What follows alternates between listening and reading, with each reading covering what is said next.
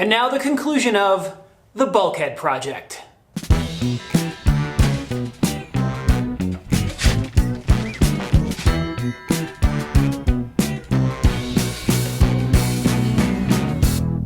Alright, welcome back to part 4 of this epic build here at the farm. Last we left off, we had backfilled the outside of the bulkhead area. So the walls are finished, the foundation is backfilled, it's time to work on the floor. Now the goal of these giant walls here was to keep the water from seeping in through the old fieldstone, but I do know we have a problem of water coming up from underground into the basement. So I wanted to have a way for that water to get out. So one more thing I did down here in the basement is I dug this trench for a drain pipe, which will be underneath the concrete slab that drains this way to a sump pump hole. But as I dug this out, I've created more dirt that needs to be hauled out. So here we go.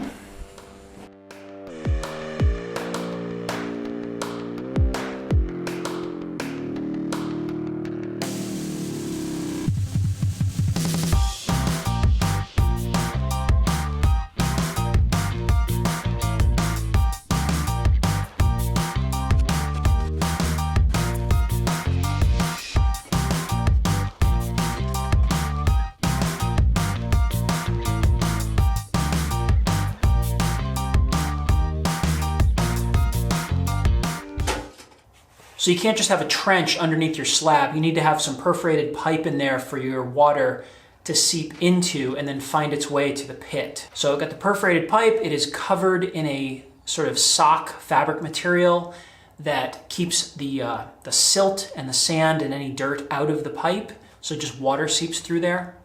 All right, so this is the sub-floor drain pipe. This is for any water that comes from the ground up, has a place to go. It will go into the pipe, weep in there. The path of least resistance is down here to this low section and into the sump pit. This is the sump pit, which goes into the hole. The pipe goes into the side of the sump pit. This is lower than the floor level, so any water from the floor is going to flow into the sump pit and then get pumped out of the sump pit.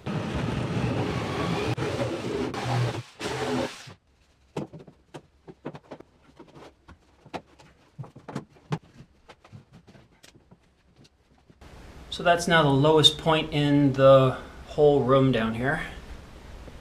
And that's going to flow, water will flow, if it ever gets in this trench, down this way and be pumped out.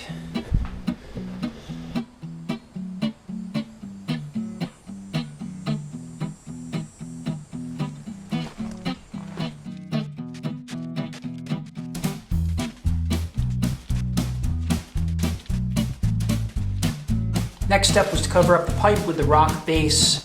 This is just a 3/4 minus standard crushed rock.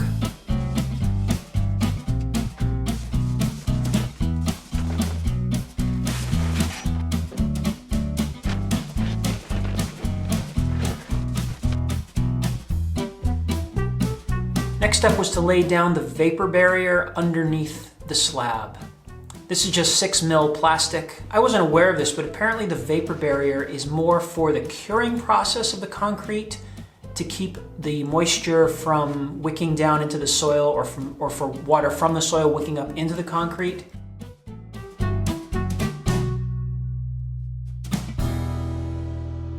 We also put down a 6x6 steel remesh on top of the vapor barrier.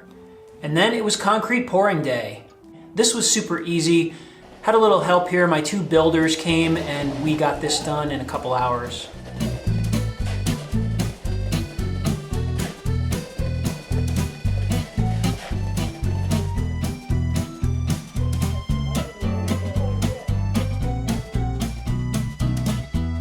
I worked over at the sump pit and I made sure to get the concrete graded so that it went right up to the lip of the sump pit. So now we have an access point for water to flow from under the slab into the sump pit. But also, if there's ever any water in the basement, it can easily be swept toward the sump pit and then into the pit. So the floor pour went off without a hitch, and next up we built the stairs to get down into the basement. So we built these stairs as a single unit that could easily be pulled right out in one piece. So if I ever need some real large access to the basement and the stairs are in the way, I can easily just hook some chains onto these things with my loader and pull them right up and out of the basement. And because this project took almost 2 months to get to this point, on Bulkhead building day, I didn't even pull out a camera, I just wanted to get the thing finished. So there is no video or photos of this bulkhead being built, but this is how it looked after we finished.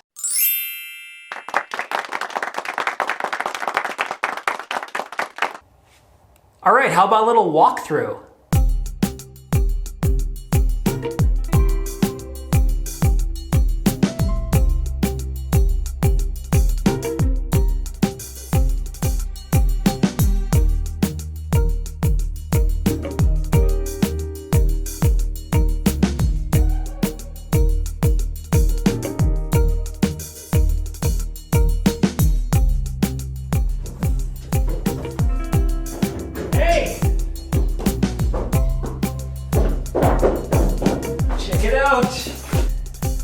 Bulkhead. So there's the final view.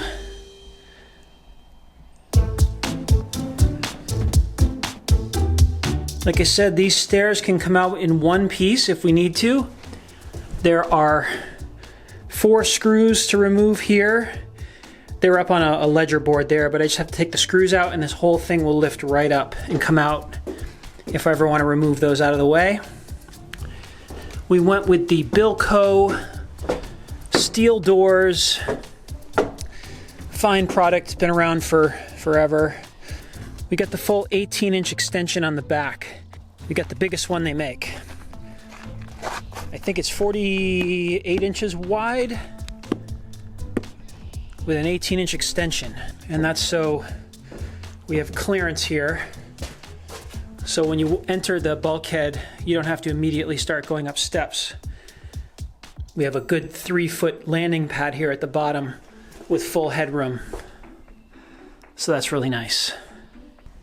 We also built the widest door I've ever seen. This is a 42-inch wide door on a 44-inch wide opening. So there should be no problem getting utilities and things in and out of this bulkhead. Over here we got the sump pit. That's what it looks like now. So here's a real interesting thing about the sump pit. If you remember, my trench was, I dug my trench right down here on the floor and it curves around here and goes here. Now I thought that this thing would be mostly for emergencies. If we ever had water coming in or a water heater exploded or something and we had a flood down here, I could push water over here into the pit. And then it's not installed yet, but I'm gonna have a pump coming up and out to go outside. But I didn't think there was ever gonna be water coming from up under the slab and going into that perforated pipe. However, look at that. It's hard to see, but that's 10 gallons of water right there. That came from under the slab. So it is bone dry in here. As you can see, nothing has come from the top. All this water came from under the slab and made its way over here down in that pit. And not only is there 10 gallons of water in here right now, but I've emptied this out about once a month since last summer when I put this in.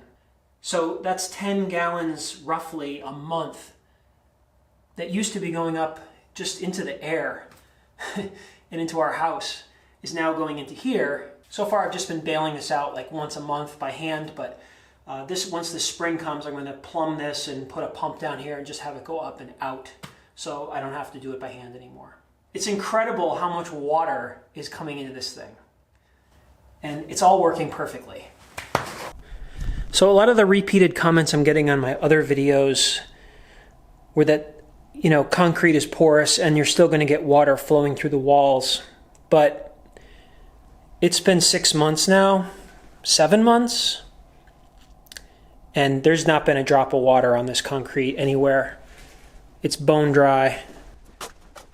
This isn't actually water. I think that's the oil from the form release that the guy sprayed on the forms. That's not wet. But yeah, there's no water down here at all. So this has been a success. I also don't know if you remember when we did cut the hole here, a lot of this fieldstone was just sort of hanging in midair. But we formed around it and encased the entire thing in concrete. So this is 2+ feet thick right here,